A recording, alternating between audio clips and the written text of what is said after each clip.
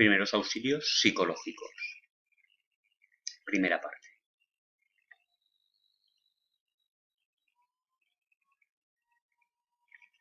El esquema de la unidad. Tenemos lo primero, situación crítica, con estrés, ansiedad o duelo, y reacciones fisiológicas emocionales, conductuales, cognitivas. Primero tendríamos las urgencias psiquiátricas, los primeros auxilios psicológicos, con necesidades psicológicas, el primer interviniente, con autocontrol, apoyo psicológico y estrategias básicas de comunicación, emisor, receptor, mensaje, canal, código, verbal y no verbal, y escucha activa, empatía, habilidades sociales.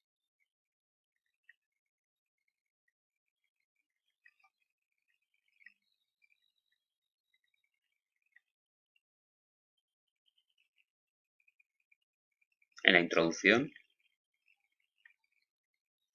la intervención psicológica en crisis la presta el Servicio de Protección Civil. Su objetivo es la protección de las personas y los bienes en situación de grave riesgo colectivo, calamidad pública o catástrofe extraordinaria, en la que la seguridad y la vida de las personas pueden peligrar y sucumbir masivamente. En el cuadro tenemos la valoración general de una situación de crisis.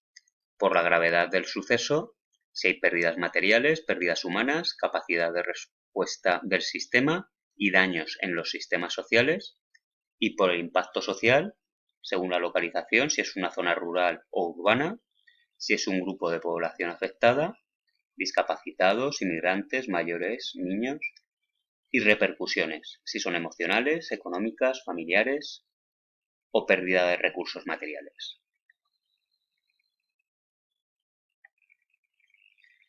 El apoyo psicológico en primeros auxilios. Crisis se define como la situación difícil por la que puede pasar una persona, familia, comunidad y hasta un país entero después de una tragedia o problema grave. Son situaciones fuera de control, inesperadas y con gran riesgo potencial de daño a personas, bienes y servicios. Implicaciones de las situaciones de crisis. Podríamos tener muerte o lesiones de seres queridos, familiares, amigos, conocidos y miembros de la comunidad, separación de familiares, amigos y personas conocidas, destrucción de casas, escuelas, calles, iglesias, comercios y demás lugares donde se desarrolla la vida cotidiana, y pérdida de pertenencias de valor material y afectivo. El apoyo psicológico en primeros auxilios, continuando con él. Tenemos la clasificación por nivel de estrés colectivo. Primero, si es un accidente, grupo muy acotado de víctimas, por ejemplo, un accidente de tráfico, un suicidio, un incendio en una vivienda. El colectivo social no se ve afectado y la vida cotidiana queda al margen del suceso. Una emergencia afecta a un mayor grupo de víctimas, por ejemplo, un accidente de tren, de avión, de autobús, etc. No llega a afectar a la respuesta de los servicios de emergencia de la comunidad. Un desastre, mayor número de personas afectadas e implica un cambio en las estructuras sociales y en las infraestructuras comunitarias, como por ejemplo un atentado terrorista. Y catástrofe afecta de forma global a un grupo de población, requiere ayuda externa, por ejemplo, terremotos e inundaciones. En la tabla tenemos las situaciones de crisis que requieren un apoyo psicológico de primeros auxilios. Tenemos las diferentes crisis, lo que sería accidente, emergencia, desastre y catástrofe, el número de personas implicadas, la capacidad de respuesta del sistema y los daños en los sistemas sociales. En caso de accidente, el número de personas implicadas sería una o pocas personas, la capacidad de respuesta del sistema, recursos suficientes y los daños de los sistemas sociales sin daños. Por ejemplo, sería un accidente de tráfico, como hemos visto arriba. Una emergencia, mayor número de personas, recursos suficientes y ruptura de la normalidad, por ejemplo, el accidente de avión. Un desastre, gran parte de la población, con los recursos habituales pueden no ser suficientes y ruptura y daños severos, como por ejemplo pues un atentado terrorista. Y una catástrofe afecta a la comunidad, se requiere ayuda externa y las estructuras sociales pueden destruirse, como por ejemplo pues serían terremotos e inundaciones. Continuando con el apoyo psicológico en primeros auxilios, el protocolo de actuación en situaciones de crisis. La actuación según las 4 situaciones anteriores, accidente, emergencia, desastre y catástrofe, dependerán de 3 criterios: el número de personas afectadas, el grado de implicación en el sistema social implicado y la cantidad de destrucción en la comunidad damnificada. Los métodos de ayuda psicológica de estas situaciones se llaman técnicas de intervención en crisis o primeros auxilios emocionales. Se realiza previamente el PAS, proteger, avisar y socorrer.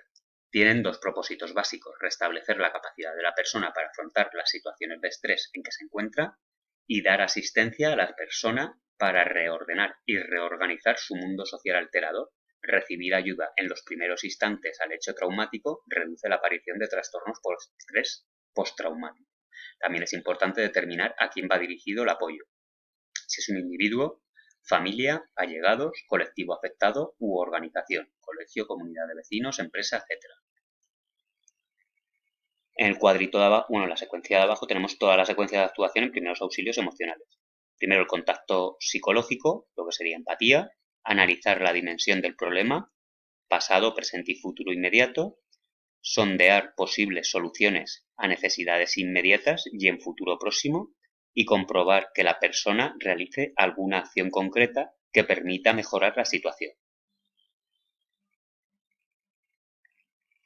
Continuando con el apoyo psicológico en primeros auxilios, continuamos con el protocolo de actuación en situaciones de crisis. El objetivo de la intervención en crisis es acoger, contener y amortiguar el impacto psicológico generado por el evento crítico para facilitar que las personas afectadas se estabilicen y estructuren, favorecer que la persona pueda enfrentar los aspectos más urgentes de la emergencia, detectar personas en riesgo por sus conductas o por la situación e implementar medidas de protección, derivación y seguimiento, y asegurar la integridad de las personas afectadas.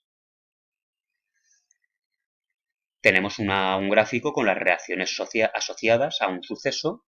Primero tendríamos el suceso, las reacciones fisiológicas, que serían taquicardia, disnea, náuseas, sudoración, hormigueos, lipotimias, etc.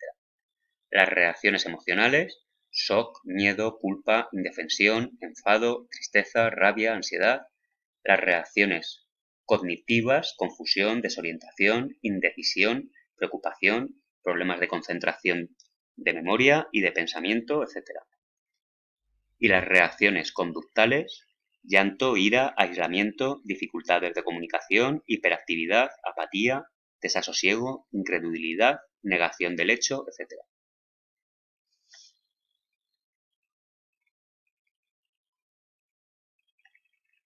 Y con esto habríamos terminado la primera parte. Continuará en la segunda parte.